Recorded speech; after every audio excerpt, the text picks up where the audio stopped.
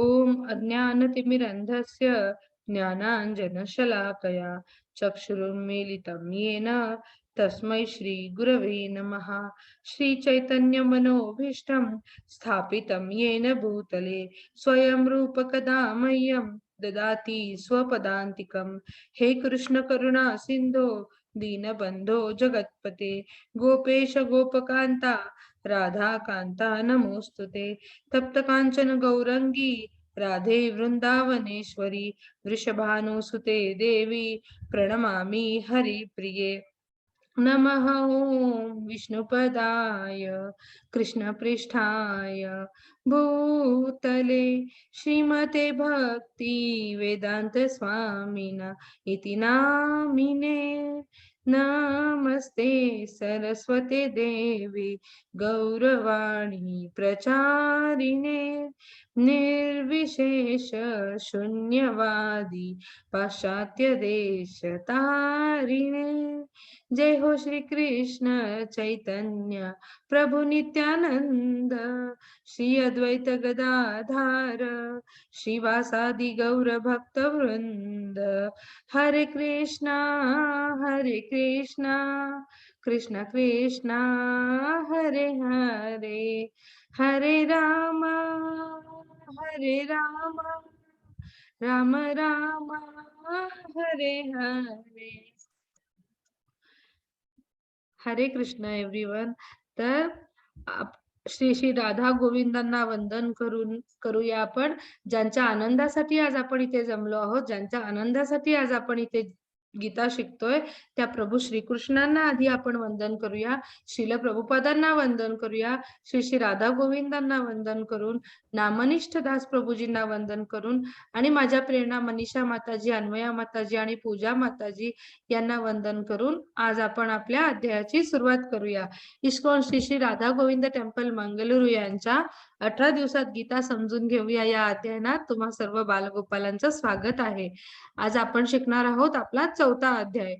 तर मला कोणी सांगू शकेल का आपल्या कालच्या अध्यायाचं नाव काय होतं? आपण काल 3रा अध्याय शिकलो होतो ना, तर आपल्या 3ऱ्या अध्यायाचं नाव काय होतं बरं? कर्मयोग। कर्मयोग। खूप छान। आणि आपल्या 2ऱ्या अध्यायाचं नाव काय होतं? सांख्ययोग। एकदम बरोबर, खूप छान मानसी। आणि मग आपला पहिला अध्याय कोणता होता? अर्जुन विषाद योग। खूप सुंदर। तर आज आपला अध्याय आहे 4, अध्याय 4। आपल्या अध्यायाचं नाव आहे ज्ञान योग। योग म्हणजे काय आपण शिकलो होतो ना काल? कोणी सांगू शकेल का? मी तुम्हाला काल सांगितलं होतं योग म्हणजे काय?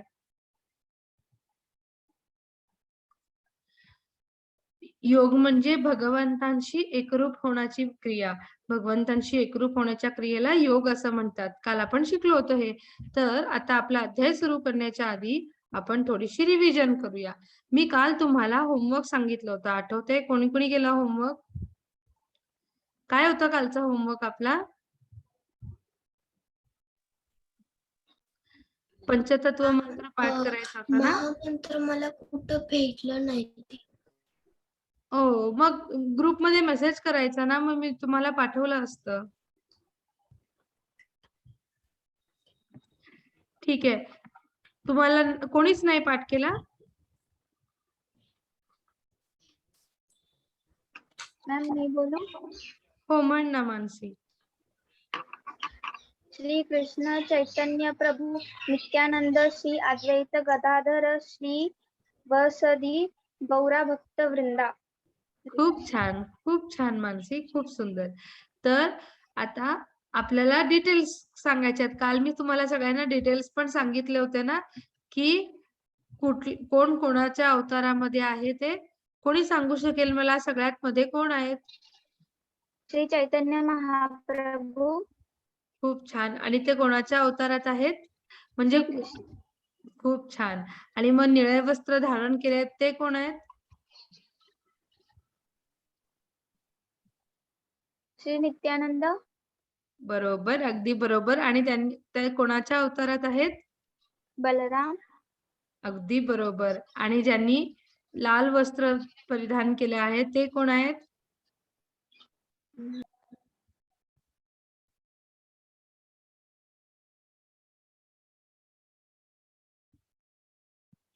श्री अद्वैत आचार्य. आणि ते कोणाचा अवतार आहेत? शंकर. शिवाचा अवतार. एकदम बरोबर. आणि मग या डाव्या हाताला ज्यांनी पांढरं वस्त्र धारण केलं आहे ते कोण आहेत बरं? गदाधर पंडित.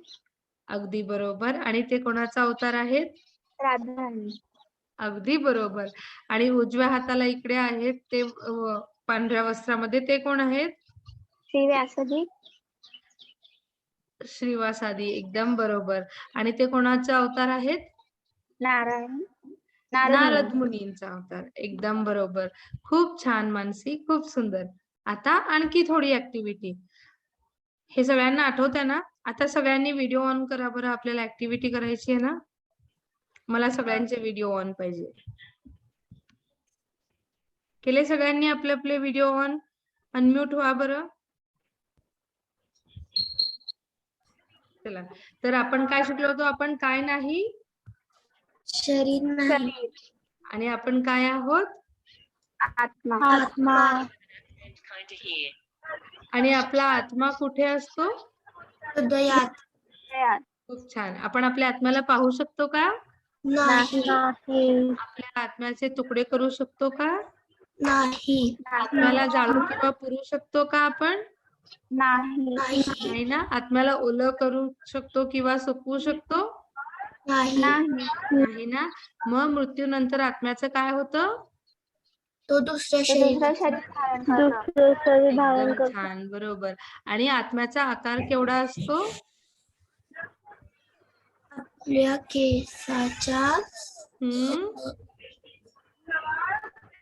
केसाच्या टोकाच्या 10,000 एक अंश इतका लहान आपल्या आत्म्याचा आकार असतो. बरोबर आहे की नाही?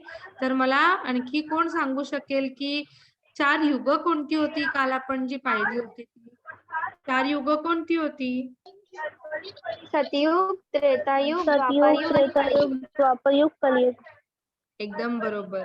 तर आता मला सांगा, सत्ययुगामध्ये भगवान विष्णूंना कसं प्रसन्न केलं जायचं? ध्यान. एकदम बरोबर. आणि मग त्रेतायुगामध्ये? यज्ञ. यज्ञामध्ये आहुती देऊन भगवान विष्णूंना प्रसन्न केलं जायचं. आणि मग द्वापर युगात? पूजा करून विस्तृत मंदिर पूजेवरती भाग दिला जायचा. आणि मग आपल्या कलयुगात आपला धर्म काय आहे? हरे कृष्ण महामंत्राचा जप करणं. आणि आपल्या आत्म्याचं अन्न काय आहे बरं? आपण हे पण शिकलो होतो ना? हरे कृष्ण जप करणं. एकदम बरोबर. खूप छान. किती छान छान उत्तर देताय तुम्ही सगळे. आता आपण पुढे भाऊ. तर आपण आपल्या आजच्या अध्यायाची सुरुवात करूया. आपल्या आजच्या अध्यायाचं नाव आहे ज्ञानयोग. तर आता तर मी सगळ्यांना थोडा वेळ म्यूट करते आणि मग उत्तर देताना तुम्ही अनम्यूट होऊ शकता आणि मग मला उत्तर देऊ शकता. ठीक आहे? थोडासा डिस्टर्बन्स होतोय म्हणून मी अनम्यूट करते. आता पहा, योग म्हणजे काय आपण पाहिलं होतं? देवाशी एकरूप होण्याच्या प्रक्रियेला योग म्हणतात. आता योगाचे विविध प्रकार आहेत का? आपण दुसऱ्या अध्यायात सांख्य योग शिकलो होतो. काल आपण कर्मयोग शिकलो होतो आणि आज आपण ज्ञानयोग शिकतोय. आपण पुढे जाऊन आणखी खूप प्रकारचे योग शिकणार आहोत. भक्ती योग शिकणार आहोत, भक्ती योग शिकणार आहोत आणि सांख्य योग झालाय आपला. मग आपण पुढे जाऊन विराट रूप दर्शन तो बघणार आहोत. आणि सगळ्या योगांचा जो परमगुह्य ज्ञान जे असतं, जो योगांचा राजा ज्याला म्हटलं जातं, हे तो परमगुह्य योग शिकणार आहोत आपण. असे वेगवेगळ्या प्रकारचे योग आपण पुढे वेगवेगळ्या अध्यायामध्ये वेगवेगळे योग आपण शिकणार आहोत. तर आता ज्ञानयोग म्हणजे काय बरं? आता पहा, ज्ञान म्हणजे काय? आपण शाळेत किंवा पुस्तकामध्ये जे वाचतो, वेगवेगळ्या प्रकारचं ज्ञान आपण शाळेत घेतो, हो की नाही? आपल्याला वेगवेगळे सब्जेक्ट असतात स्कूलमध्ये. भौतिकशास्त्र असतं, रसायनशास्त्र असतं किंवा आणखी खूप सब्जेक्ट्स असतात. आपल्याला इंग्लिश असतं, लँग्वेज असतं, हो की नाही? तसंच वैद्यकीय विज्ञानाचं शास्त्र असतं. त्याच प्रकारे वेद आणि उपनिषदांचंही ज्ञान असतं. आणि पण या सगळ्या ज्ञानांमध्ये सर्वोच्च ज्ञान म्हणजे कोणतं आहे? आपलं भगवद्गीतेचं ज्ञान. का? हे सर्वोच्च ज्ञान का आहे? आपण पहिल्या दिवशी शिकलो होतो, आठवते? भगवद्गीता म्हणजे काय? खुद्द भगवानांनी गायलेलं गाणं आहे. भगवानांनी स्वतः सांगितलेला संदेश आहे. आणि भगवत म्हणजे भगवान आणि गीता म्हणजे संगीत, हे आपण पाहिलं होतं. बाकीचे हे सगळे जे शास्त्र आहेत ते त्याच्यानंतर आलेले आहेत. पण जे भगवद्गीतेचं जे ज्ञान आहे प्रत्यक्ष प्रभूंच्या तोंडून आपण ऐकलेलं आहे आणि प्रत्यक्ष प्रभूंनी आपल्याला सांगितलेलं ज्ञान आहे. म्हणून भगवद्गीतेचं ज्ञान हे सर्वोच्च ज्ञान आहे. आता भगवद्गीता म्हणजे काय हे आपण पाहिलं. हे आपल्या जीवनाचं मॅन्युअल आहे, हे पण आपण पाहिलं होतं. मग आता मला कोण सांगू शकेल बरं, गीता कोणी आणि कोणाला सांगितली? मॅम, कृष्णानं अर्जुनाला सांगितले. एकदम बरोबर श्रावणी, खूप छान. आता आपल्याला माहितीये, आपण हे पाहिलं होतं की 500 वर्षापूर्वी भगवंतांनी सांगितली होती, बरोबर आहे? तर त्याच्या आधी पण भगवंतांनी कोणाला गीता सांगितली होती का? कोणाला माहिती आहे का? हो, सूर्यदेवाला सांगितलेली. खूप छान मानसी. तर आपण या अध्यायात ते शिकणार आहोत डिटेलमध्ये. पहा, तर 5000 वर्षांपूर्वी भगवंतांनी गीता ही सूर्यदेवाला सांगितली होती आणि त्यांचं नाव होतं विवस्वान. विवस्वानांनी ती मनूला सांगितली. मनू हे कोण होते? मनुष्याचे मूळ, ज्यांच्यापासून मनुष्याची उत्पत्ती झाली ते मनू होते. आणि त्यापुढे जाऊन त्यांनी इक्ष्वाकूला सांगितली आणि त्याच्यानंतर कुठेतरी या प्रक्रियेमध्ये खंड पडला. म्हणून पुन्हा एकदा भगवंतांनी ही भगवद्गीता अर्जुनाला सांगितली द्वापर युगात. तर आता आपण पुढे पाहूया. आपला पहिला श्लोक. श्री भगवान वाच इवं विवस्वते योगम प्रोक्तवान अहम अव्ययम विवस्वान मनस्वे प्राह मनुरीक्ष इक्ष्वाके ब्रवीत. तर या श्लोकामध्ये भगवंत काय सांगतात पहा. भगवान श्रीकृष्ण म्हणाले, श्री भगवान वाच इवं विवस्वते योगम, मी हा अमर योग विद्येचा उपदेश सूर्यदेव विवस्वानांना सांगितला आणि विवस्वानाने मनुष्याचे वडील मनूला शिकवले आणि मनूने ते इक्ष्वाकूला शिकवले. जसं मी आता तुम्हाला सांगितलं, भगवान श्री, आता तुम्हाला हे लक्षात ठेवायचं बरं. पहा, भगवान श्रीकृष्णांनी कोणाला सांगितलं? सगळ्यात आधी सूर्यदेवांना, बरोबर आहे की नाही? सूर्यदेवांचं नाव काय आहे? विवस्वान. खूप छान. विवस्वानांनी ते कोणाला सांगितलं? मनू, मनू हे कोण होते? मनुष्याचे वडील. एकदम बरोबर, ज्यांच्यापासून मनुष्याची उत्पत्ती झाली. आणि इक्ष्वाकू, मनूनी कोणाला सांगितली? इक्ष्वाकूला. आणि माहितीये तुम्हाला मनूची उत्पत्ती कशी झाली? पहिल्यांदा मनूची उत्पत्ती ही भगवंतांच्या हृदयामध्ये झाली. तो एक छोटासा विचार होता त्यांच्या हृदयामध्ये एक छोटासा विचार आला आणि तो मनूच्या रूपात प्रकट झाला आणि त्यांच्यापासून मनुष्याची उत्पत्ती झाली. तर आता पहा, जेव्हा भगवंतांनी सूर्यदेवाला गीता सांगितली होती, ती कधी सांगितली होती बरं? ती त्यांनी 5000 वर्षापूर्वी सांगितली. आणि मग त्यानंतर या परंपरेमध्ये कुठेतरी खंड पडला आणि ती आपल्यापर्यंत आली नाही. आणि आपण हे शिकलो होतो, ज्ञान हे उत्तराधिकारानेच आलं पाहिजे, गुरु परंपरेनेच आपण ज्ञान शिकलं पाहिजे. पण इक्ष्वाकू नंतर त्या परंपरेत कुठेतरी खंड पडला. म्हणून भगवंतांनी द्वापर युगात पुन्हा जन्म घेतला आणि त्यांनी ही गीता अर्जुनाला सांगितली द्वापर युगात. तर आता पहा, आता पुढचा श्लोक मी तुम्हाला सांगते. दुसरा श्लोक आपल्या 4थ्या अध्यायातला. एवं परंपरा प्राप्तिम राजर्षयो विदुः सकाले नेह महता योगे नष्टः परंतप. तर या श्लोकात काय सांगतात भगवंत पहा, अशा प्रकारे हे परमविज्ञान गुरु परंपरेद्वारे प्राप्त झाले आणि राजर्षींनी ती त्याच पद्धतीने समजून घेतले. परंतु काळाच्या ओघात ही परंपरा खंडित झाली. म्हणून हे विज्ञान आपल्या यथार्थ रूपात लुप्त झाले आहे असे दिसते. बरोबर आहे की नाही? आता मी तेच सांगितलं तुम्हाला, इक्ष्वाकू नंतर ती गुरु परंपरा कंटिन्यू झाली नाही, तिच्यामध्ये कुठेतरी खंड पडला आणि म्हणूनच भगवंतांनी पुन्हा एकदा द्वापर युगात जन्म घेतला आणि अर्जुनाला गीता सांगितली. आपण पहिल्या अध्यायात परंपरेबद्दल शिकलो होतो, बरोबर आहे की नाही? आपण काय इस्कॉनची भगवद्गीता जशी आहे तशी याच पुस्तकाचा अभ्यास का बरं करतोय? कारण ती आपल्याला गुरु परंपरेतून मिळाली आहे. आणि आपण गुरु परंपरेची साखळी पाहिली होती, कशी ती श्रील प्रभुपादांपासून डायरेक्ट प्रभू श्रीकृष्णांपर्यंत जाऊन मिळते. आणि गुरु परंपरेचं महत्व काय हे सुद्धा आपण पाहिलं होतं. आणि या गुरु परंपरेमध्ये कुठेतरी खंड पडला इक्ष्वाकू नंतर, म्हणून भगवंतांनी गीता ही अर्जुनाला सांगितली द्वापर युगात, जेणेकरून पुन्हा या गुरु परंपरेमध्ये खंड पडू नये म्हणून. आता पहा पुढच्या श्लोकात भगवंत काय सांगतात. आज माझ्याद्वारा तोच प्राचीन योग म्हणजे भगवंतांशी असणाऱ्या संबंधाचे विज्ञान तुला सांगितले आहे, कारण तू माझा भक्त तथा मित्र आहेस आणि म्हणून तूच या विज्ञानाचे दिव्य रहस्य जाणून घेऊ शकतो. आता आपण हे पण पाहिलं होतं की अर्जुनाने आत्मसमर्पण केलं. तो एक महान योद्धा होता आणि क्षत्रिय होता, युद्ध करणं हा त्याचा धर्म होता, परंतु तरी सुद्धा त्यांनी भगवंतांसमोर आत्मसमर्पण केलं. का? तर त्याला माहिती आहे सगळ्या गोष्टीचं कारण भगवंतच आहेत आणि तेच आपल्याला मार्ग दाखवतील.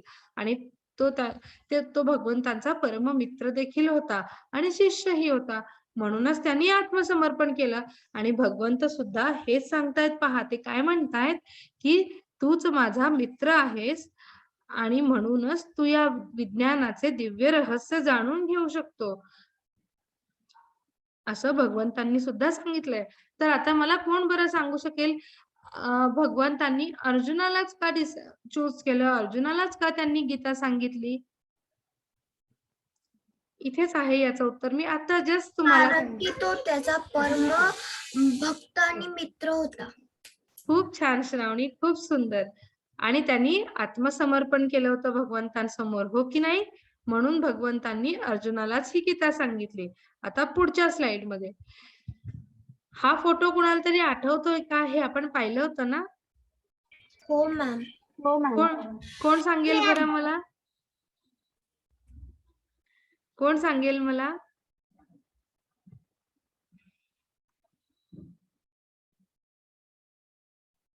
कोणी सांगू शकतं या फोटो मध्ये आपण काय शिकलो होतो? मॅम, जर त्याच्यातलं एकच मुलगा असता तर तो सगळं कार्य करू शकला नसता, कारण की त्याला नीट फळं गोळा करायला आली नसती आणि फळं ज्यांना पाहिजे त्यांना नीट पोचली नसती. त्यामुळं हे सगळे आल्यावर मग ते फळं पोचतात. खूप छान प्रयत्न केलास तू, खूप सुंदर. आता पहा आपण पाहिलं होतं की जर त्यांनी फळ असंच एकट्यानेच काढलं तर ते खाली पडलं असतं, खराब झालं असतं आणि कोणाला खाता नाही आलं, फळ थोडंसं खराब झालं असतं, चांगला आस्वाद घेता आला नसतं कोणाला त्याचा. पण जेव्हा तेच काम त्या तिघांनी मिळून केलं, एकमेकांच्या मदतीने केलं, या मुलांनी याला पास केलं आणि मग याने या मुलीकडे पास केलं तिने, आणि ते खूप चांगल्या पद्धतीने रचून ठेवलं टोपलीमध्ये, हो की नाही? आणि नंतर जो कोणी आस्वाद घेईल त्या फळाचा त्याला खूप छान काहीही बाधा न होता किंवा खराब झालेलं फळ एकदम चांगलं फळ खाण्यासाठी मिळेल, हो की नाही? म्हणून आपण एकमेकांना सहाय्यता केली पाहिजे आणि कोणतंही काम असलं ते असं चेन मध्ये संपूर्ण झालं पाहिजे त्याच्या एका प्रॉपर प्रोसिजरनी, बरोबर आहे की नाही? हे आपण पाहिलं. आणि हे का असं पाहिलं होतं आपण? पहा भगवंतांपासून आलेलं जे गीतेचं ज्ञान आहे ना, ते आपल्यापर्यंत कुठेही खंड न पडता, त्याच्यामध्ये कुठेही बाधा न येता आपल्यापर्यंत पोहोचलं पाहिजे. म्हणूनच आपण ते गुरु परंपरेने आलेलं ज्ञानच शिकतोय. आपण कशी ही गुरु परंपरा ही पाहिली होती, श्रील प्रभुपादांचे गुरु, त्यांचे गुरु आणि त्यांचे गुरु, अशी आपण गुरु परंपरा ही पाहिली होती. आणि आपल्याला ह्या गुरु परंपरेमधूनच आपलं ज्ञान मिळतंय आणि म्हणूनच तिथे त्या ज्ञानामध्ये कुठेही खंड न होता आपल्याला त्याचं ज्ञान मिळालंय. आता पुन्हा एकदा ही गुरु परंपरा कशी होती बरं?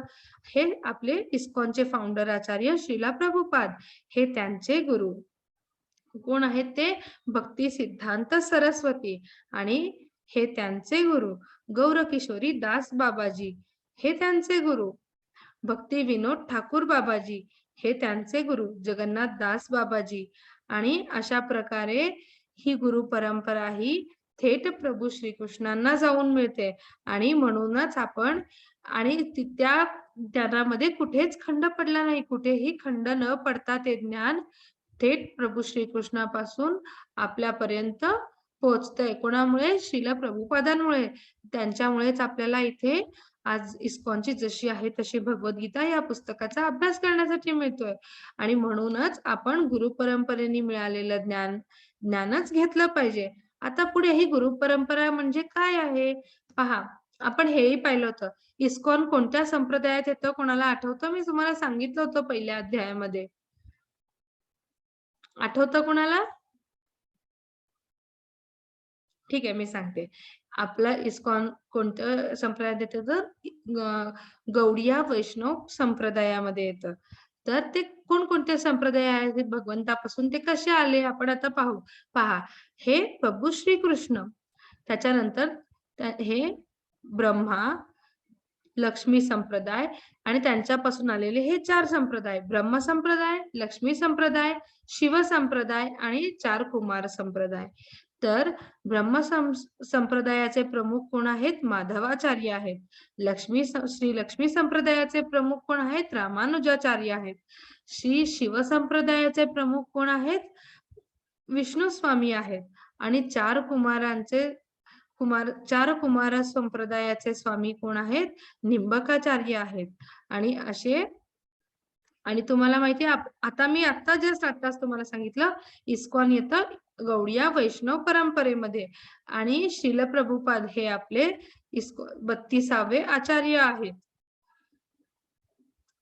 गौडिया वैष्णव परंपरेचे ते 32वे आचार्य आहेत. आता पुन्हा एकदा कोण मला सांगू शकेल इस्कॉन कोणत्या संप्रदायाच्या अंतर्गत येतं? गौडीय विष्णू खूप छान, वैष्णव संप्रदाय. एकदम बरोबर, गौडिया वैष्णव संप्रदायामध्ये येतं. आणि सगळ्यात आधी भगवंतांनी गीता कोणाला सांगितली होती? सूर्यदेवाला. आणि माहितीये त्यांनी कधी सांगितली होती? 2 दशलक्ष वर्षांपूर्वी, म्हणजे 2 मिलियन इयर्स अगो. 2 दशलक्ष वर्षांपूर्वी त्यांनी सूर्याला सांगितली.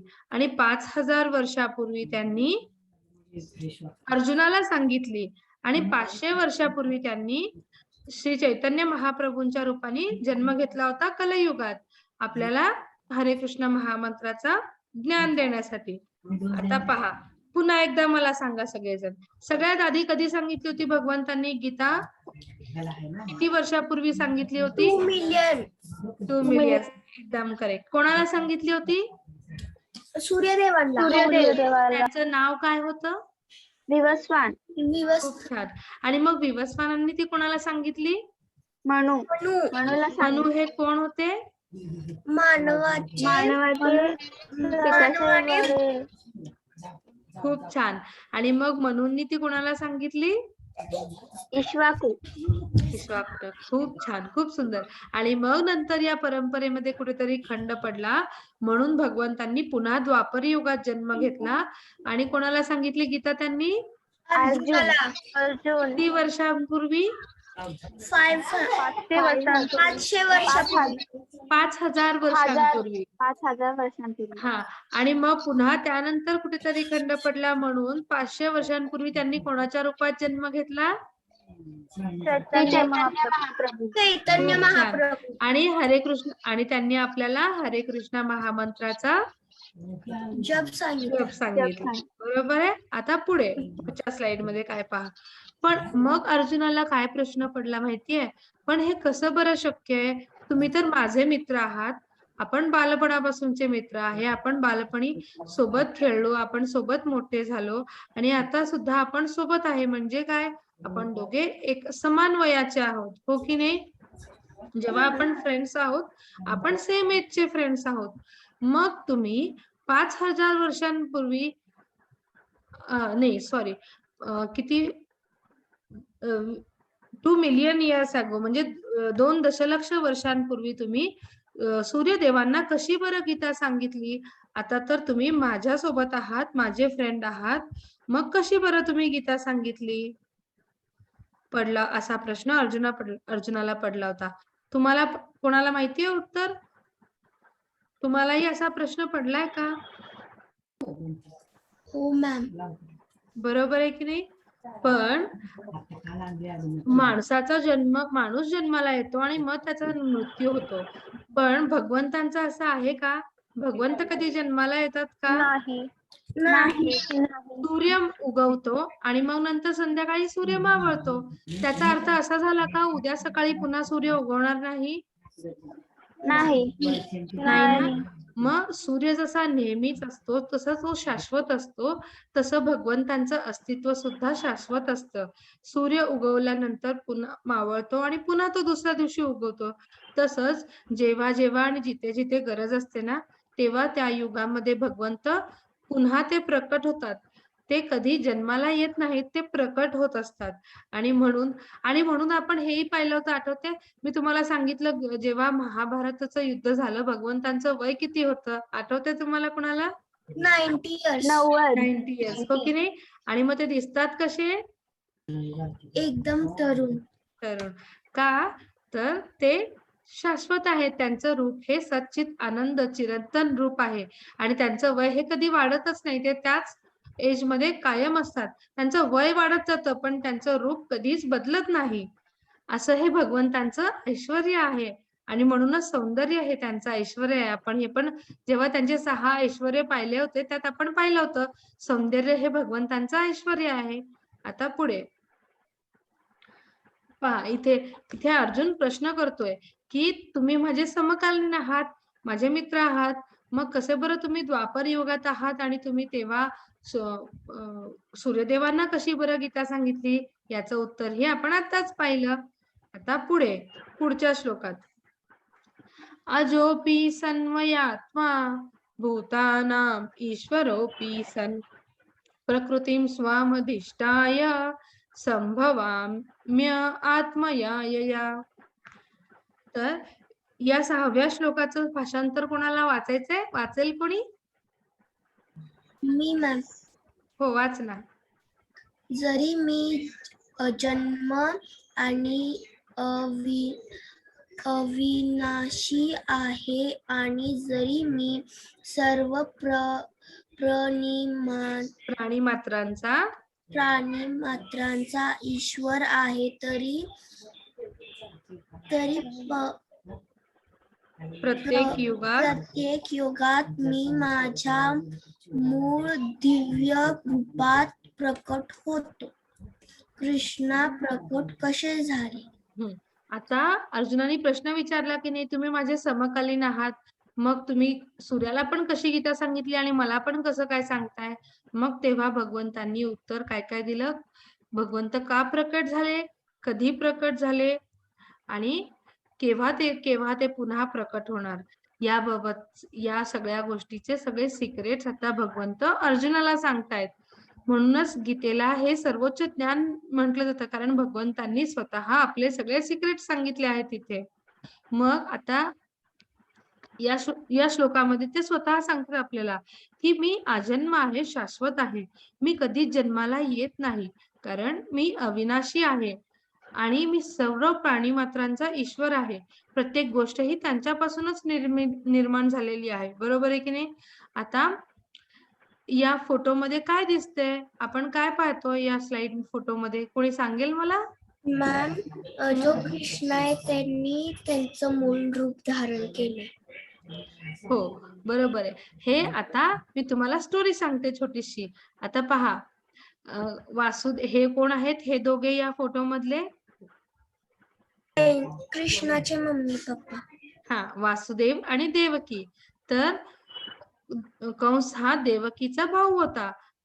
ते सर्व तिघेही आनंदाने रथामध्ये जात होते आणि तेव्हा काय झालं माहितीये, अचानक आकाशवाणी झाली आणि मग त्यांनी कंसाला ताकीद दिली, चेतावणी दिली की कंसा, तू जास्त आनंदी होऊ नकोस. देवकीचा जो 8वा पुत्र आहे ना, त्याच्या हाती तुझा अंत हा निश्चितच आहे. मग काय झालं, कंसाला वाटली भीती आणि त्यांनी काय केलं, देवकीला आणि वासुदेवांना त्यांनी तुरुंगात टाकलं आणि त्यांनी त्याचं ध्येय ठाम होतं की देवकीच्या प्रत्येक पुत्राचा तो वध यदा करेल. यदा देवकीच्या प्रत्येक पुत्राचा तो वध करेल. का तर आकाशवाणीने काय सांगितलं होतं की देवकीचा 8वा पुत्र तुझा वध करेल म्हणून. मग त्यांनी त्याला तुरुंगात टाकलं आणि देवकी आणि वासुदेव यांची काही चूक नसताना सुद्धा ते तुरुंगात होते. ते असेच विचार करत असताना भगवान श्रीकृष्ण परमात्म्याच्या रूपात म्हणजे नारायणाच्या रूपात, नारायणाचं रूप कोणतं असतं, परमात्म्याचं रूप 4 भुजांचं रूप, हातामध्ये ज्यांनी शंख चक्र आणि गदा धारण केला आहे त्या रूपात त्यांनी वासुदेवाला दर्शन दिलं आणि त्यांना सांगितलं की मी तुमच्या 8व्या पुत्राच्या रूपात जन्म घेईन आणि कंसाचा वध करेन म्हणून. आणि मग ते देवकीच्या गर्भात कसे आलेत माहितीये तुम्हाला, देवकीच्या हृदयातून म्हणजे तिच्या मनातून, तिच्या हृदयातून त्यांनी देवकीच्या गर्भामध्ये प्रवेश केला आणि अशा प्रकारे त्यांनी तिच्या पोटी जन्म घेतला. अशा प्रकारे ते प्रकट झाले. त्यांनी तिच्या पोटी जन्म घेतला का नाही, तिच्या हृदयामधून ते तिच्या गर्भामध्ये त्यांनी स्थान घेतलं आणि मग तिच्या गर्भामधून त्यांचा जन्म झाला. अशा प्रकारे कृष्ण प्रकट झाले द्वापर युगात. तर कृष्ण का प्रकट झाले, कसे प्रकट झाले हे आपण पाहिलं. आता आपण बघूया कृष्ण कधी प्रकट झाले पुढच्या श्लोकामध्ये. यदा यदा हि धर्मस्य ग्लानिर्भवति भारत अभ्युत्थानम् अधर्मस्य तदात्मानं सृजाम्यहम्. कोण वाचेल भाषांतर?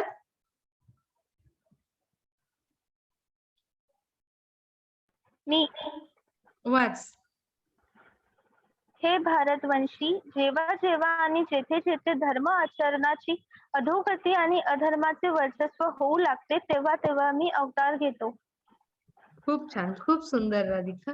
आता पहा कृष्ण कधी प्रकट झाले तेव्हा त्याचं उत्तर काय देत आहेत भगवंत की जेव्हा जेव्हा आणि जिथे जिथे अधर्म आचरणाची अधोगती होते म्हणजे जिथे धर्माचं पालन होत नाही, जिथे अधर्माचं वर्चस्व वाढत जातं आणि मग तेव्हा भगवंत आणि त्यांच्या भक्तांना त्रास होतो अधर्माचं वर्चस्व वाढल्यामुळं, तेव्हा भगवंत अवतार घेतात. कधी प्रकट झाले हे पाहिलं आपण. आता का बरं भगवंत प्रकट झाले, तर त्याचं उत्तर भगवंतांनी काय दिले, परित्राणाय साधूनां विनाशाय च दुष्कृतां धर्म संस्थापनार्थाय संभवामि युगे युगे. कोण वाचणार भाषांतर?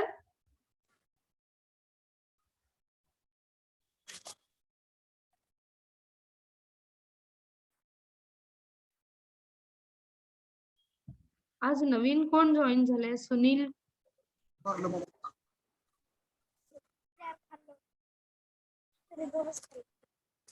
कोणाला वाचायचंय? रत्नाकर तुला वाचायचंय भाषांतर? मॅम मी वाचू? हो वाच. मी प्रत्येक युगात भक्तांच्या उद्धारासाठी दुष्टांचा नाश करण्यासाठी आणि धर्म पुन्हा स्थापित करण्यासाठी मी त्या प्रत्येक युगात प्रकट होतो. खूप छान, खूप सुंदर. आता कृष्ण का बरं प्रकट झाले? कृष्ण हे तुम्हाला लक्षात ठेवायचं, ठीक आहे, हे इम्पॉर्टंट आहे. कृष्ण का बरं प्रकट झाले याची 3 कारणं आहेत. पहिलं भक्तांच्या उद्धारासाठी, दुष्टांचा नाश करण्यासाठी आणि धर्म पुन्हा एकदा प्रस्थापित करण्यासाठी. या 3 गोष्टींसाठी कृष्ण प्रकट झाले. आता कृष्ण का बरं प्रकट झाले आता माझ्या मागे तुम्ही म्हणायचं, ठीक आहे, तुम्हाला लक्षात ठेवायचं. सगळ्यांनी अनम्यूट व्हा आणि सगळ्यांनी म्हणा बघू सोबत, व्हिडिओ ऑन करा आणि म्हणा कृष्ण का बरं प्रकट झाले. पहिलं भक्तांच्या उद्धारासाठी, दुष्टांचा नाश करण्यासाठी आणि धर्म पुन्हा प्रस्थापित करण्यासाठी. खूप छान. आता कोण सांगेल बरं मला 3 कारण भगवंत का प्रकट झाले याची 3 कारण? आता तुम्हाला सांगायचं. सांगू? हो सांग. दुष्टांचा नाश करण्यासाठी, भक्तांचा उद्धार करण्यासाठी, दुष्टांचा नाश करण्यासाठी, धर्म पुन्हा प्रस्थापित करण्यासाठी. खूप छान. खूप सुंदर श्रावणी. आणखी कोणाला सांगायचंय?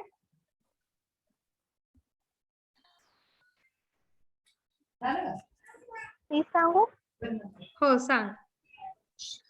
दुष्टांचा नाश करण्यासाठी, धर्माची पुनर्स्थापना करण्यासाठी आणि भक्तांसाठी. खूप छान. आणि भक्तांचा उद्धारासाठी. तर या 3 गोष्टींसाठी प्रत्येक युगात भगवंत प्रकट होतात. हे आपण पाहिलं. आता या फोटोमध्ये आपण काय पाहतोय? भगवंत कंसाला मारत आहेत. ते का बरं मारत आहेत कंसाला? कारण त्यांनी अधर्म वाढवला होता.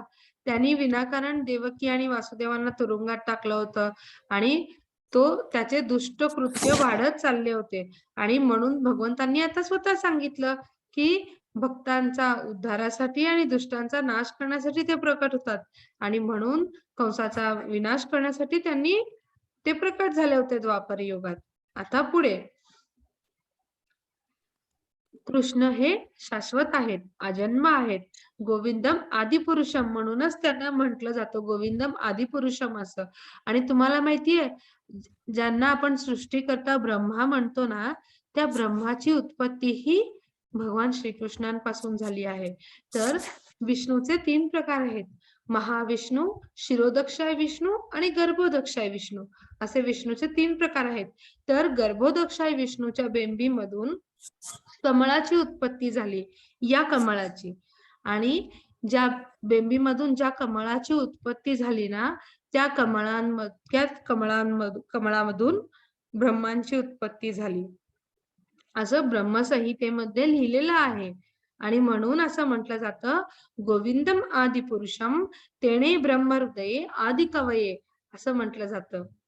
तर पहा पुन्हा एकदा सांगते मी. विष्णूचे 3 प्रकार आहेत. महाविष्णू, शिरोदक्षाय विष्णू आणि गर्भोदक्षाय विष्णू. तर गर्भोदक्षाय विष्णूच्या बेंबीमधून ज्या कमळाची उत्पत्ती झाली त्या कमळामधून ब्रह्मांची उत्पत्ती झाली. ठीक आहे, समजलं. आणि म्हणूनच आणि या पूर्ण जगाची निर्मिती सुद्धा भगवंतांनी घेतली. भगवंतांनी आत्ताच सांगितलं होतं आधीच्या श्लोकामध्ये काय, प्रत्येक प्राणीमात्रांचा आणि या सृष्टीचा सजीवांचा निर्माता मीच आहे. आणि इतकंच नव्हे, ज्या ब्रह्माला सृष्टीकर्ता ब्रह्मा म्हटलं जातं त्यांचा सुद्धा निर्माते भगवंतच आहेत. आणि म्हणूनच त्यांना गोविंदम आदिपुरुषम तेणे ब्रह्म हृदये आदि कवये असं म्हटलं जातं. आता पुढे स्टोरी टाइम. तर ही स्टोरी कोणी सांगू शकेल का मला? तुम्हाला माहिती आहे का पूर्ण स्टोरी? हो मॅम.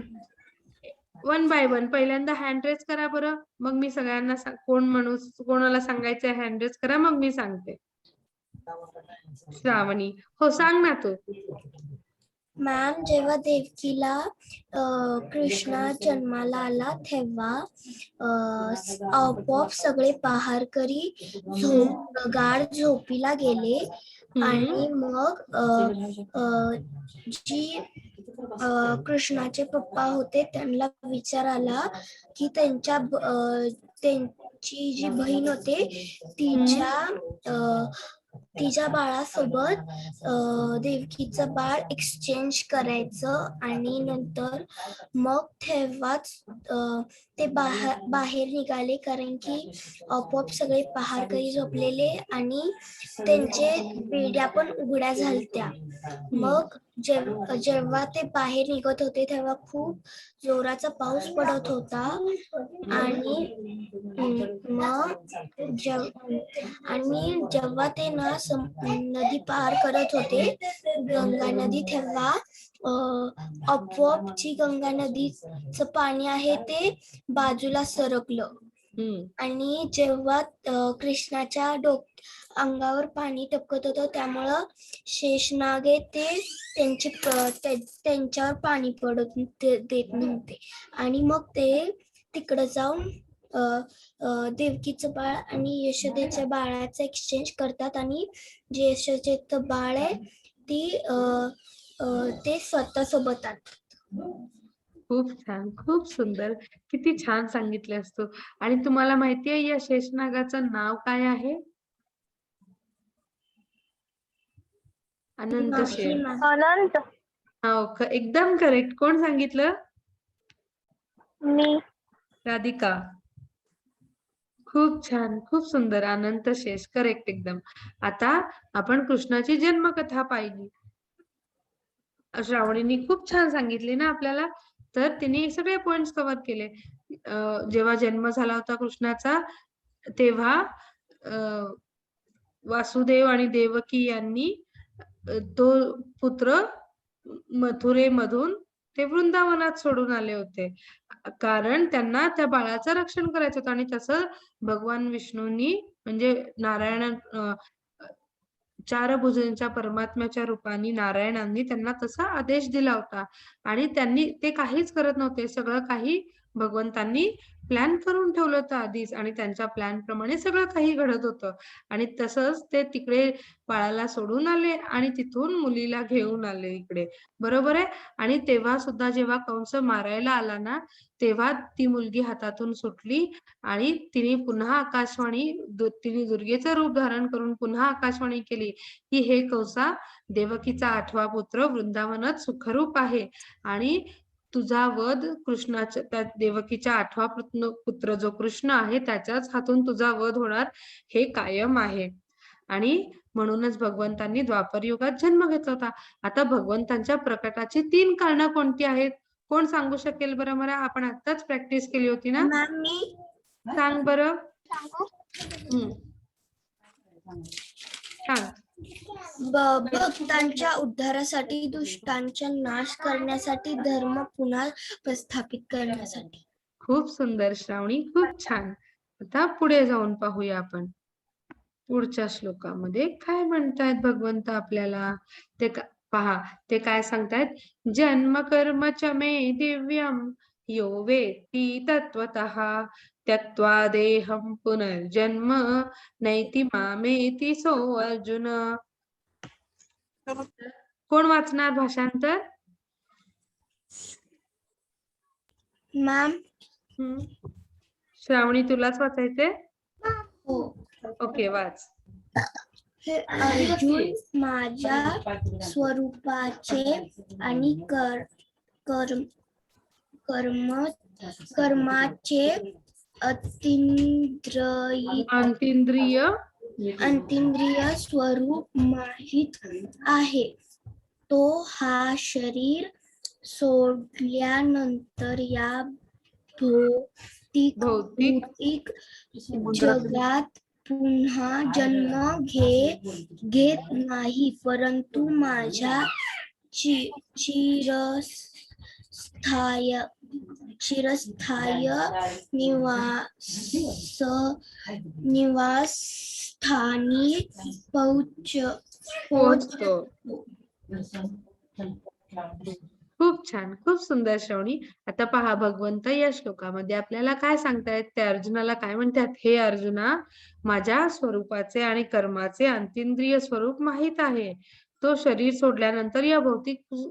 आता पहा, भगवंत स्वतः सांगतायत. ते काय म्हणतायत.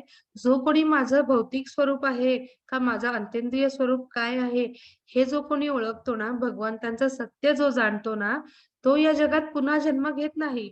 तो माझ्या चिरस्थायी निवासस्थानी पोहोचतो. भगवंतांचं निवासस्थान कोणतं आहे माहितीये कोणाला?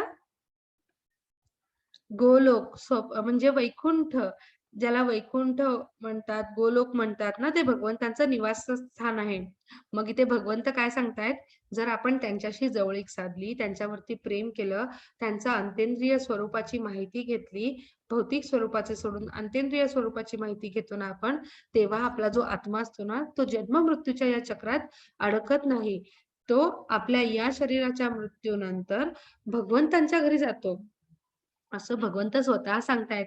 आणि समजा आपण असं नाही करू शकलो या जन्मामध्ये, तर काय होतं? आपला आत्मा पुन्हा जन्म घेतो दुसऱ्या शरीरात.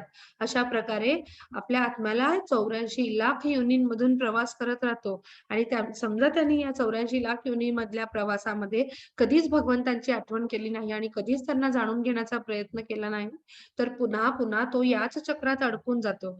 आणि या चक्रातून सुटण्यासाठी आता पहा, समजा तुम्ही जर जायंट व्हील मध्ये बसलात पाळण्यामध्ये आणि तुम्ही खाली उतरलाच नाही, त्याच्यातच फिरत राहिलात, तर काय होईल?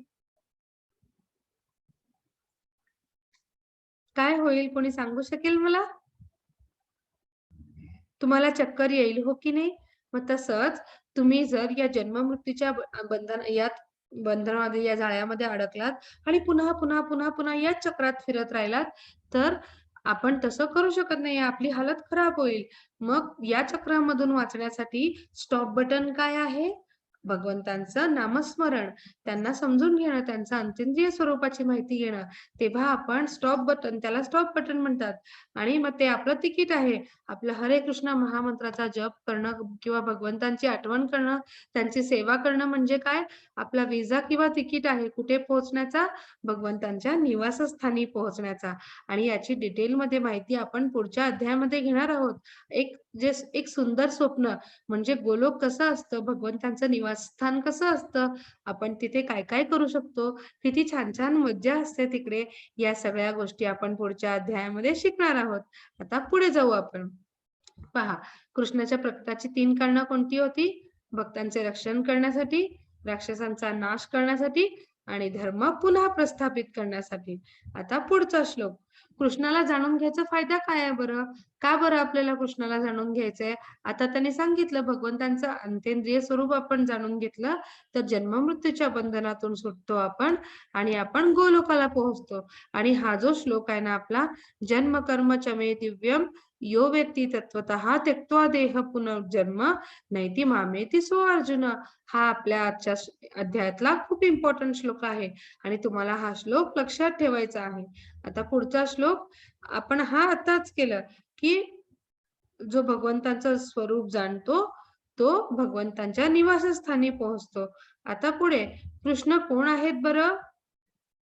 कृष्ण भगवान आहे.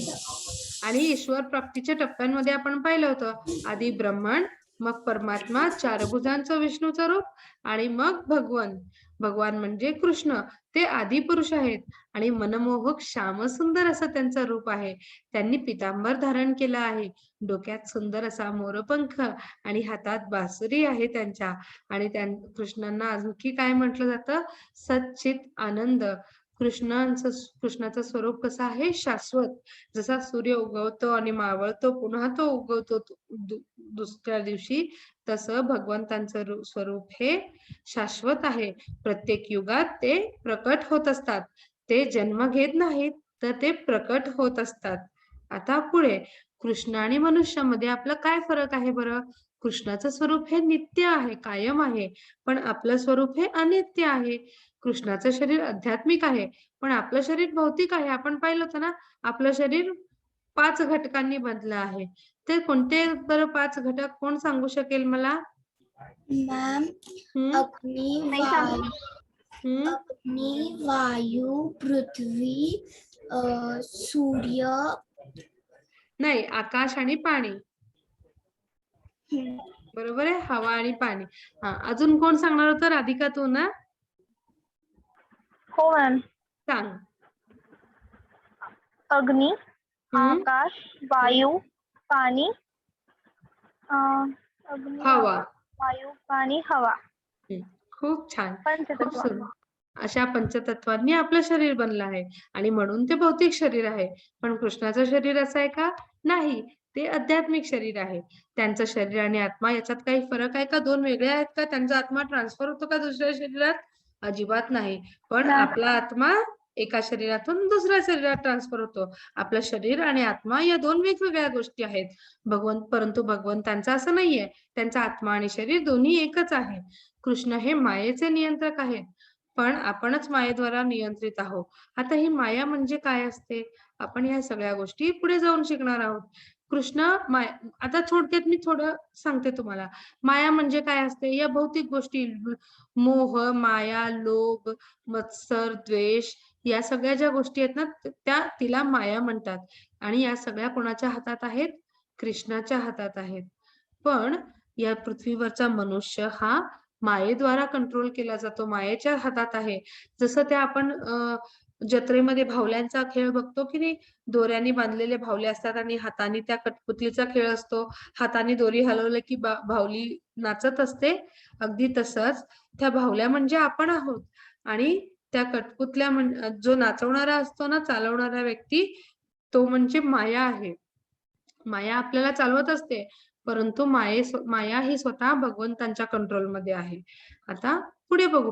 तुमच्यासाठी समजण्यासाठी थोडंसं हार्ड आहे, पण मी जास्तीत जास्त सोप्या पद्धतीने तुम्हाला समजावण्याचा प्रयत्न करेन. ठीक आहे? आता पुढचा श्लोक. ये यथा मां प्रपद्यन्ते तांस्तथैव भजाम्यहम् मम वर्तमानुवर्तन्ते मनुष्याः पार्थ सर्वशः. तर भाषांतर कोण वाचेल बरं? मी वाचू? हो, वाचणार राधिका. सर्व लोक ज्या भावाने मला शरण येतात त्यानुसार मी त्यांना फळ देतो. हे पाच, सर्वजण माझ्या मार्गाचे सर्व प्रकारे अनुसरण करतात. खूप छान. हरे कृष्ण राधिका. तर भगवंत काय सांगतायत पहा, आपल्याला त्याच्यावरती थोडंसंच प्रेम करायचंय. तो त्याच्यापेक्षा कितीतरी पटीने जास्त प्रेम करतो. आता पहा, आपण कोणती भावना घेऊन भगवंतांकडे जातो, तो तीच आपल्याला परत करतो. याची स्टोरी सुद्धा आपण पाहणार आहोत पुढे जाऊन. तर आता पहा, खूप सारे राक्षस होते, भगवंतांना मारण्यासाठी आले होते आणि भगवंतांनी त्यांची इच्छा पूर्ण केली त्यांना मारून, हो की नाही? कंसाने कृष्णाला शत्रू म्हणून पाहिलं होतं. कृष्णाने त्याला मारून त्याला त्याची इच्छा परत केली. आता पहा, या गोकुळातल्या या गाई वासरू कृष्णावरती खूप प्रेम करायचे. कृष्ण त्यांच्यावरती कितीतरी पटीने जास्त प्रेम करायचा. हे पहा, हे बलराम आणि हे त्याचे मित्र सवंगडी, ते केवढं प्रेम करायचे ना कृष्णावरती, त्याच्यापेक्षा कितीतरी पटीने जास्त प्रेम कृष्ण त्यांच्यावरती करायचा. का? आपण कोणती भावना घेऊन त्याच्याकडे जातो ना, तो तीच भावना आपल्याला परत करतो. आपल्याला फक्त त्याला थोडंसंच द्यायचंय, तो त्याच्या कितीतरी पटीने जास्त आपल्याला परत करतो. आणि मग ते काहीही असो हा. आता काही लोक होते कृष्णाला द्वेष करणारे, कृष्णाला मारतो म्हणून आलेली राक्षस होती.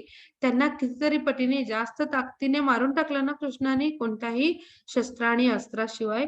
म्हणजे कृष्ण आपल्याला इथे स्वतः सांगतो आहे, आता आपण कोणत्या भावनेने त्याला शरण जातो, तो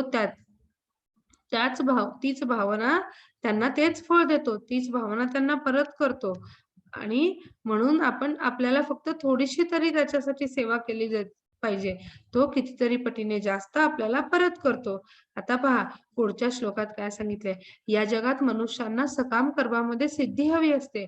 परिणामी ते देवतांची उपासना करतात आणि निःसंशयपणे या जगात मानवांना लवकरच सकाम कृतीचे फळ मिळते. आता आपण पाहिलं होतं कर्म कोणत्या प्रकारची होती काल. सकाम कर्म, निष्काम कर्म आणि आध्यात्मिक कर्म. तर जे लोक सकाम कर्म करतात म्हणजे चांगले काम, दुसऱ्यांना मदत करायची काम, तर ते देवाची उपासना करत असतात आणि निसंशयपणे या जगात मानवांना लवकरच त्याचं फळ मिळतं, जे सकाम कर्म करतात. आता पुढे पहा, इथे काय दाखवलंय आपल्याला. जेवढं प्रेम त्यांनी कृष्णावरती केलं, कृष्णाने त्याच्या कितीतरी पटीने जास्त प्रेम त्यांना दिलं. ही यशोदा माईचं. आणि कृष्णाने कसं, किती लहान बाल गोपाळ होते ते, पण पूतना जेव्हा त्यांना मारायला आली होती ना, ती विषारी दूध द्यायला आली होती त्यांना, आणि ते दूध पिलं, तिची इच्छा पूर्ण केली आणि तिची जी भावना होती मारायची, तीच भावना त्यांनी त्यांना मदत परत केली. आता हे पहा, लोणी खाण्यासाठी एकदा गोपी कृष्णाकडे खूप लाखो हजारो गायी होत्या नंदबाबाकडे, पण तरी पण कृष्ण चोरून लोणी का खायचा त्यांच्याकडे? का बरं? तर त्यांनी एकदा ऐकलं होतं, त्यांनी गोपी यशोदा माईला म्हणताना पाहिलं, तो कृष्णाला लोणी खूप आवडते ना, त्यांनी जर आमच्याकडची लोणी खाल्ली तर आम्हाला खूप आनंद होईल. मग त्यांच्या आनंदासाठी रोज तो चोरी करून लोणी खायचा त्यांच्याकडून आणि त्यांना खूप आनंद व्हायचा जेव्हा कृष्ण त्यांच्याकडून लोणी खायचा. तर अशा प्रकारे आपल्याला कृष्ण भगवंत इथे स्वतः सांगतायत, की आपण ज्या भावनेने त्याच्याकडे जातो, तो त्याच प्रकारचं फळ आपल्याला देत असतो. आता पहा, या प्रत्येक गोष्टीमध्ये आपण या स्टोरीज पण पाहिल्या होत्या. कृष्णाचं दर्शन एक छोटंसं त्याची झलक मिळावी पाहायला, त्याचं दर्शन मिळावं म्हणून स्वर्गामधून सुद्धा देवदेवता खाली यायचे. आता पहा, इथे पाहतो या फोटोमध्ये आपण पाहतोय ते. एवढा तो महान होता आणि यशोदामाईंनी जेवढं प्रेम त्याच्यावरती केलं होतं ना, त्याच्या कितीतरी पटीने जास्त प्रेम तो यशोदामाईवरती करायचा. म्हणजे आपण थोडंसं द्यायचंय आपल्याला कृष्णाला, थोडंसं प्रेम करायचंय. तो शेवटपर्यंत आपल्या सोबत राहील आणि त्याच्या कितीतरी पटीने जास्त प्रेम तो आपल्यावरती करेल. आता पुढचा श्लोक. न मां कर्माणि लिम्पन्ति न मे कर्मफले स्पृहा इति मां योऽभिजानाति कर्मभिर्न न बध्यते. या श्लोकात भगवंत काय सांगतायत आपल्याला? माझ्यावर कोणीही कर्म परिणाम करत नाही. मला कर्मफळाची इच्छा नाही. माझ्याबद्दल हे सत्य जाणतात ते कधीही कर्मबंधनात बांधले जात नाहीत. तर भगवंत काय सांगतायत पहा इथं, की कर्मफळाची इच्छा मला नाहीये. माझ्याबद्दल हे सत्य जे जाणतात ना, भगवंताला कोणत्याच फळाची इच्छा नाहीये. तो फक्त भक्तीचा आणि प्रेमाचा भुकेला आहे. आणि जे लोक स्वतःची कामं करताना मला याच्यातून काय मिळेल याचा विचार करत नाहीत ना, कृष्ण सुद्धा त्याचा विचार करत नाही. तो त्यांना जे हवं ते देतो. कारण त्यांनी कोणतीही इच्छा न बाळगता ते कर्म केलं आहे ना, म्हणून. आणि अशी लोक कधीच या बंधनात अडकत नाहीत, कर्मबंधनात किंवा मायेच्या बंधनात.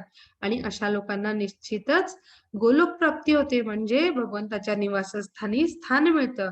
आता पुढच्या श्लोकामध्ये, चातुर्वर्ण्यं मया सृष्टं गुणकर्म विभागशः तस्य कर्तारम् अपि मां विद्य कर्तारम् अव्ययम्. या श्लोकात भगवंत काय सांगतायत पहा आपल्याला. प्रकृतीच्या 3 गुणांनी आणि त्यांच्याशी संबंधित कर्मानुसार मानवी समाजातील 4 विभाग माझ्याद्वारे तयार केलेले आहेत.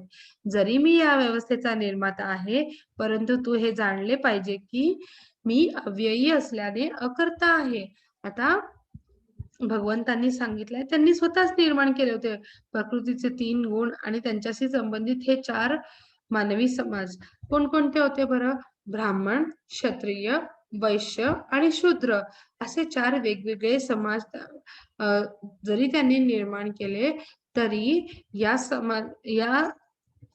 व्यवस्थेचा निर्माता मी स्वतः आहे. आणि हे ज्यांनी जाणलं आहे ना, तो की मी अव्ययी असल्यामुळे अकर्ता आहे. तर हे जाणायचं आहे. म्हणजे एकमेकांबद्दलचा भेदभाव करायचा नाहीये. ह्याचा जो निर्माता आहे ते भगवान स्वतः आहेत. ते सगळ्या गोष्टी पाहून घेतील असा विचार करून भगवंतांना शरण जायचं आहे. आणि हे कोण ते पुन्हा एकदा सांगतात, हे कोण जाणतो ना, तो भगवंतांच्या निवासस्थानी परत जातो. तर प्रकृतीचे 3 गुण आहेत. आपण पाहणार आहोत पुढे जाऊन ते. तर त्या 3 गुणांच्या कर्मानुसार माणूस कर्म करत असतो आणि समाजाच्या 4 या विभागांद्वारे. पण माणसाला हे सत्य जाणायचं आहे की हे 4 विभाग भगवंतांनीच केले आहेत. म्हणून आपल्याला भगवंतांना शरण जायचं आहे आणि हे 4 विभाग आहेत म्हणून आपल्याला दुसऱ्याची निंदा करायची नाही आहे. प्रत्येकासोबत चांगलं वागायचं आहे. आता पुढच्या श्लोकात पुढे भगवंत काय सांगतायत पहा. गाय आणि वासरू कृष्णावरती प्रेम करायचे पहा या फोटोमध्ये आणि कृष्णानेही त्यांच्यावरती परत प्रेम केलं. आता पहा, बलराम थकलेला आहे आणि कृष्ण त्यांच्या पायांची मॉलिश करायचा. आणि म्हणून बलराम आणि कृष्ण यांच्यामधील प्रेम किती दृढ होतं हेही आपण पाहिलं होतं. आता पहा, कृष्णाने हाताने कंसाला मारलं होतं. कृष्णाने प्रत्येक राक्षसाचा वध हा हाताने केला होता, कोणत्याही शस्त्राच्या किंवा अस्त्राच्या विना. म्हणून आपण भगवंतांच्या 6 ऐश्वर्यामध्ये पाहिलं होतं. सामर्थ्य हे त्याचं ऐश्वर्य आहे. आता पहा या फोटोमध्ये ही स्टोरी माहिती आहे का तुम्हाला? आणखी एक नवीन स्टोरी टाईप. तर ही स्टोरी आहे शिशुपालाची. शिशुपाल हा कोण होता? तर भगवंतांचा चुलत भाऊ होता आणि त्याची जी आई होती ना, ती भगवंतांची परमभक्त होती. आणि मग त्या शिशुपालाला 3 हात होते. मग जेव्हा त्याच्या जन्माच्या वेळी आई त्याच्या भगवंतांना तिने प्रार्थना केली, की माझं कसं होईल माझ्या मुलाचं? तो असा का आहे? मग भगवंतांनी सांगितलं, तो असा त्याच्या कर्मामुळे आहे आणि ज्या दिवशी त्याला त्याचा हात गळून पडेल ना एक हात आणि तो नॉर्मल होईल, ते कधी होईल? ज्याच्या हातून त्याचा वध होईल त्याला पाहिल्यानंतर. मग खूप दिवसानंतर त्याला कृष्ण भेटतो. आणि ज्या क्षणी तो कृष्णांना भगवंतांना पाहतो त्याचा एक हात गळून पडतो. मग त्याची आई म्हणते, हे भगवंता मी तुझी एवढी मोठी भक्त आहे आणि तूच माझ्या मुलाचा नाश कसा बरं करशील? तेव्हा कृष्ण काय म्हणतात माहिती? तुला आधीही सांगितलं होतं माते, की तो जे काही होईल त्याच्यासोबत हे त्याच्या कर्मांमुळे असेल. आणि त्याचं कर्म काय होतं माहितीये? त्याला कृष्णाबद्दल खूप ईर्ष्या वाटायची, खूप तिरस्कार वाटायचा, खूप लोभ वाटायचा, खूप हेवा वाटायचा आणि त्याला नेहमी कृष्णाला मारण्याची इच्छा असायची. आणि मग आपण पाहिलं कोण जी इच्छा करतो त्यानुसार भगवंत त्यांना फळ देतो. आणि मग भगवंतांनी त्या मातेला आशीर्वाद दिला होता, तुझ्या मुलाच्या 100 चुका मी माफ करेन, पण ज्यावेळी तो 101वी चूक करेल ना, त्यावेळी मात्र खैर नाही. मग शिशुपाल भर सभेत येऊन भगवंतांना शिव्या देऊ लागला, शिवीगाळ करू लागला. तेव्हा भगवंतांनी त्याला सांगितलं, तुझ्या आईला दिलेल्या वचनाप्रमाणे मी तुझ्या 100 चुका माफ करेन, पण ज्यावेळी 101वा शब्द तुझ्या तोंडून येईल ना, त्यावेळी तुझी खैर नाही. परंतु तरी सुद्धा शिशुपालांनी ऐकलं नाही आणि त्यांनी तसंच शिव्या देणं कंटिन्यू ठेवलं. ज्या क्षणी 100 चुका संपल्या ना, भगवंतांनी विष्णूच्या रूपात चक्र सोडलं आणि आपल्याला माहिती आहे, एकदा निघालेला चक्र विष्णूच्या शब्दांनी सुद्धा थांबत नाही. तो ते काम करूनच येतो. आणि अशा प्रकारे शिशुपालाचा वध झाला परमात्म्याच्या चक्राने. का बरं वध झाला? कारण त्याने तीच इच्छा ठेवली होती ना, म्हणून त्याला तेच फळ मिळालं. हो की नाही? आता पुढच्या श्लोकात काय सांगितलं बरं भगवंतांनी? पहा, कर्मणोऽपि बोधव्यं च विकर्मणः अकर्मणश्च बोधव्यं गहना कर्मणो गतिः. या श्लोकात भगवंतांनी काय सांगितलंय? कर्माचे बारकावे समजणे खूप कठीण आहे. त्यामुळे कर्म, विकर्म, अकर्म म्हणजे नेमके काय हे मनुष्याने जाणलं पाहिजे. आता पहा, कर्म म्हणजे आपली कर्तव्य आणि कृती करणं आणि ते महान किंवा लहान असू शकतात. आपलं काम ते काम असतं. आता घर आपल्याला स्वच्छ करायचंय, आपण काम करतोय म्हणून आपण कमी दर्जाचे नाही झालो ना. आता विकर्म, शिफारस न केलेल्या कृती एकतर स्वतःच्या फायद्यासाठी किंवा इतरांना त्रास देण्यासाठी. आता विकर्म म्हणजे काय? काही लोक कृती करतात, इथं लिहिलेलं आहे स्ट्रिक्टली नो पार्किंग, तरी पण लोकांनी तिथे गाड्या पार्क केल्या आहेत, याला म्हणतात विकर्म. आणि अकर्म म्हणजे भक्तीने काम करायचं.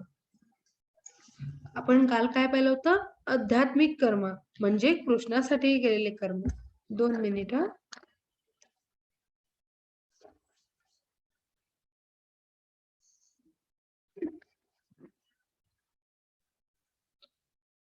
तर सकर्म, विकर्म आणि अकर्म.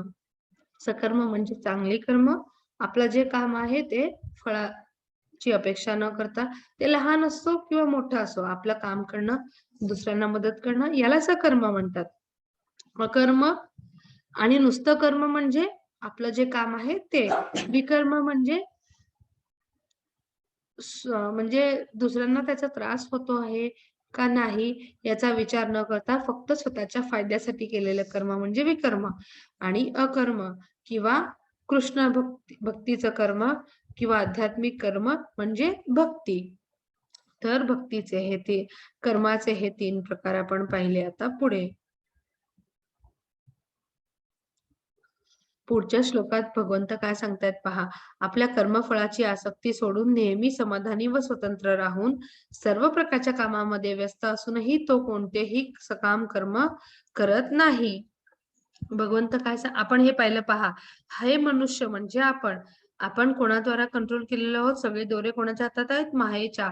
लस्ट, अँगर आणि ग्रीड, लोभ, मत्सर, माया, या 3 माया आहेत.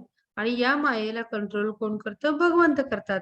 आता भगवंत काय सांगतायत पहा. कृष्णाचं आपण हे पाहिलं, कृष्णाचं शरीर आध्यात्मिक आहे, आत्मा आध्यात्मिक आहे, शरीर सामग्री आहे. आणि जो कोणी कर्माची अपेक्षा करत नाही, फक्त आपलं काम जे आहे ते करतो ना, आणि तो नेहमी समाधानी आणि स्वतंत्र असतो. स्वतंत्र राहून सर्व प्रकारच्या कामांमध्ये व्यस्त असूनही तो कोणतेच सकाम करत नाही.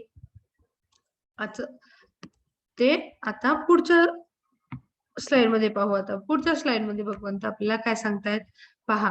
ते काय म्हणतात, पुढचा श्लोक आहे, तद्विधी प्रणिपातेन परिप्रश्नेन सेवया उपेद्यक्षन्ति ते ज्ञानम ज्ञानिनस्तत्वदर्शिनः. या श्लोकात भगवंत काय सांगतायत, हे परंतप द्रव्य यज्ञापेक्षा ज्ञान यज्ञ हे श्रेष्ठ आहे. हे पार्थ, शेवटी सर्व कर्म दिव्य ज्ञानात संपतात. पहा भगवंत काय सांगतायत की आपल्याला यज्ञ करता येत नसेल तर ठीक आहे, यज्ञामध्ये आहुती देता येत नसेल तर ठीक आहे, कारण या यज्ञापेक्षा ज्ञानयज्ञ श्रेष्ठ आहे. तुम्ही ज्ञान अर्जन करा, गुरूंपासून ज्ञान अर्जन करा, परंपरेतून आलेल्या गुरुकडून ज्ञान अर्जन करा. कारण शेवटी सर्व कर्म यज्ञ दिव्य ज्ञानात संपतात. जे सर्व कर्मयज्ञ आहेत ना, सगळ्या प्रकारची कामं आहेत ती ज्ञानापाशी येऊन संपतात. पुढे पहा, आपल्या गुरुकडे जा आणि सत्य जाणून घेण्याचा प्रयत्न करा. त्यांच्याशी नम्र व्हा, जिज्ञासा ठेवा आणि त्यांची सेवा करा. स्वतः स्वरूपसिद्ध व्यक्ती आपल्याला ज्ञान देऊ शकतात, कारण त्यांनी सत्य जाणलं आहे. आता पहा, आपल्याला ज्ञानामध्ये यज्ञापेक्षा जास्त ताकद आहे, हो की नाही? मग हे ज्ञान आपण कोणाकडून घ्यायचं? गुरुकडून घ्यायचं. आणि हे गुरु कोण असले पाहिजे? ज्यांनी ऑलरेडी सत्य जाणलं आहे. मग जेव्हा अशा गुरुला आपण गुरु करून घेतो, तेव्हा आपल्याला जिज्ञासा ठेवायची आहे, प्रश्न विचारायचे आहेत आणि गुरूंची सेवा करायची आहे. कारण स्वतः स्वरूप सिद्ध व्यक्तीच आपल्याला ज्ञान देऊ शकतात. ज्यांनी भगवंतांचं सत्य जाणलंय तेच आपल्याला ज्ञान देऊ शकतात. बरोबर आहे की नाही? आता पहा, शाळेत आपल्याला टीचर शिकवतात तुम्हाला सायन्स, इतिहास, भूगोल. का बरं ते शिकवू शकतात? कारण त्यांनी आपल्याला शिकवण्याचं शिक्षण घेतलंय, हो की नाही? मग अगदी तसंच आध्यात्मिक शिक्षण सुद्धा आपल्याला अशा गुरुकडून घ्यायचंय ज्यांनी ऑलरेडी शिक्षण घेतलंय, जे आपल्याला योग्य दिशा दाखवू शकतात. आता पहा पुढे, श्रीकृष्ण आणि बलरामांचे गुरु कोण होते? सांदीपनी ऋषी होते. आणि तिथेच सुदामा सुद्धा त्याच आश्रमात त्यांच्यासोबत शिकायला होता. पहा, भगवान असून त्यांनी मनुष्य रूपात जेव्हा जन्म घेतला, त्यांना गुरूंची गरज होती. आणि तुम्ही आणि आम्ही काय, जेव्हा भगवंतांना गुरुची गरज आहे तेव्हा आपल्याला सुद्धा गुरुची गरज आहे. भगवंतांनी जेव्हा मानवी रूप धारण केलं तेव्हा त्यांनी सांदीपनी ऋषींच्या आश्रमात राहून ज्ञानार्जन केलं होतं. आणि म्हणूनच आपल्याला जर आध्यात्मिक जगात पुढे जायचं असेल, आध्यात्मिक प्रवासात पुढे जायचं असेल, तर आपल्याला एक आध्यात्मिक गुरु करून घेण्याची गरज आहे. आता पुढच्या श्लोकात भगवंत काय सांगतायत पहा.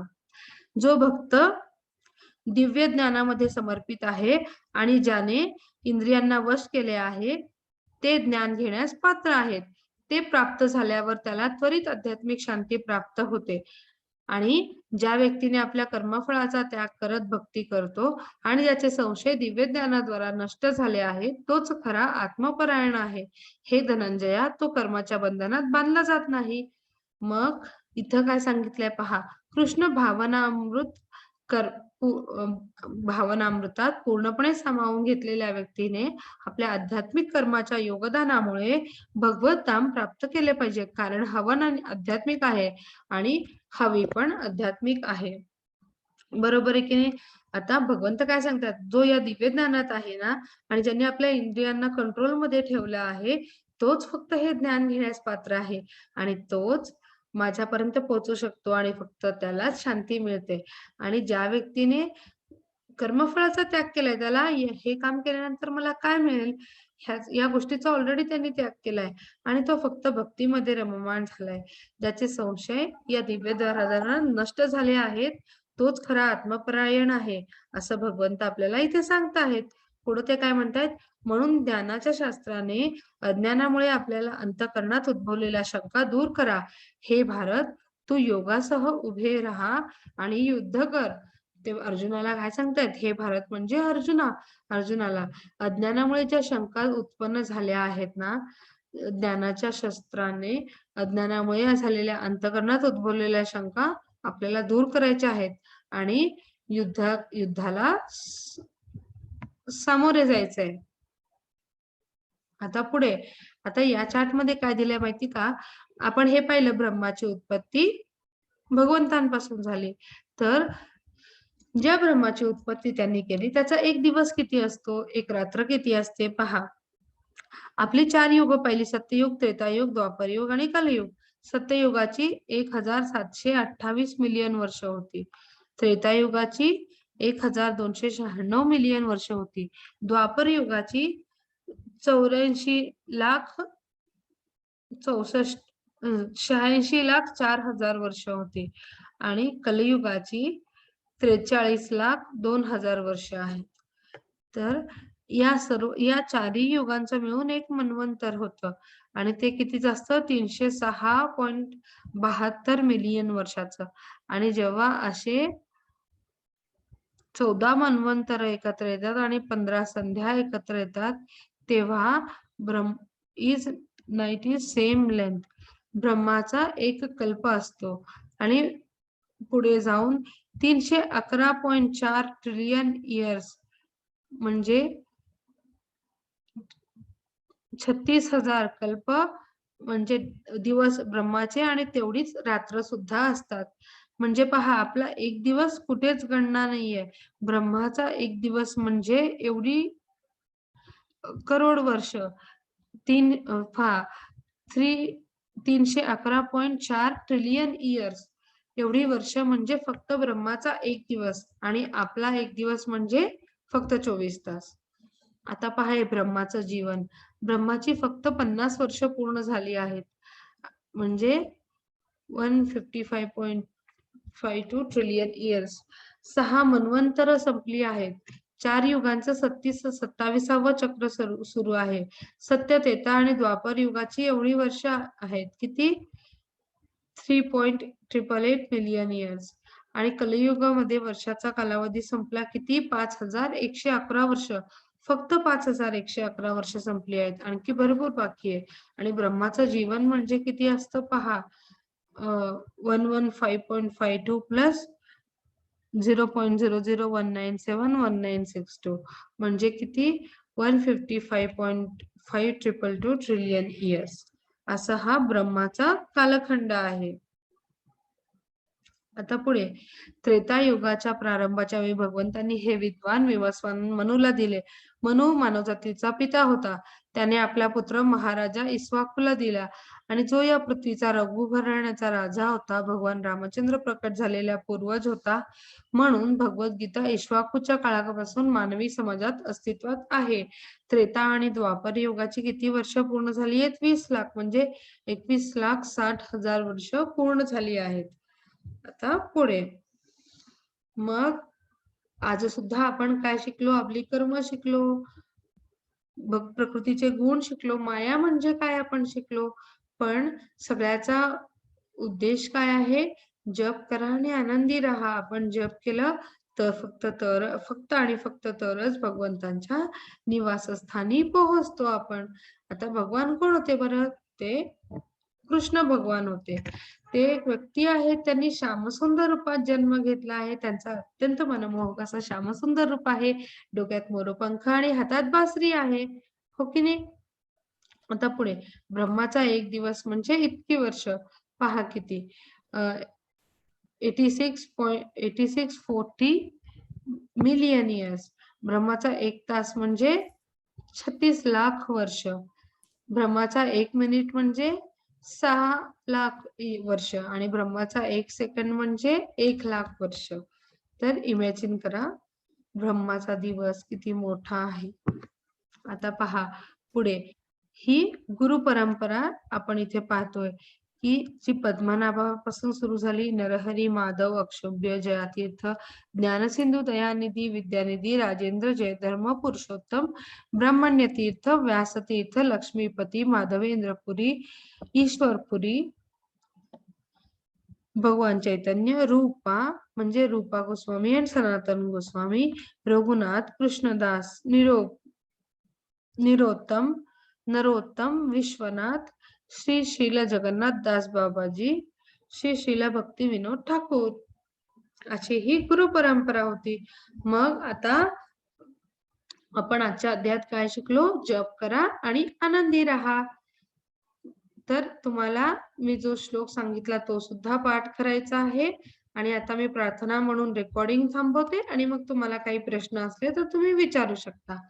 वांछा कल्पतरुभ्यश्च कृपा सिंधु एव च पतितानां पावनेषु वैष्णवेभ्यो नमो नमः. हरे कृष्ण.